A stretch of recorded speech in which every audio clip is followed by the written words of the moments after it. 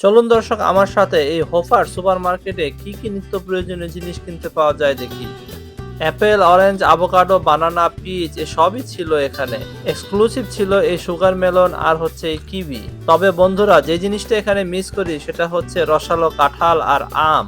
পেঁয়াজ, রসুন, আলু, কুমড়ো, ক্যাপসিকাম, টমেটো, শসা সবই পাওয়া যায় এখানে। শুধু পাই না বাংলাদেশি লাউ, সিম আর সেই ঝাল ঝাল কাঁচামরিচের সুগন্ধ। আরও পাওয়া যায় বিভিন্ন বেকিং আইটেম আর বাংলাদেশের সেই টি স্টলের সেই কেক এখানেও পাওয়া যায়। স্যান্ডউইচ বানানো ব্রেড আর চিজও পেয়ে যায় এখানে। আর স্পেশালি এই ফ্রুট ইয়োগর্ট গুলো খেতে ভারী মজা।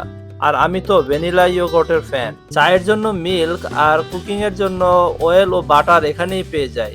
সকালের নাস্তা রুটি ছাড়া জমে না, তাই আটা, ময়দা, সুজি, ডিম সবই পাই এখানে।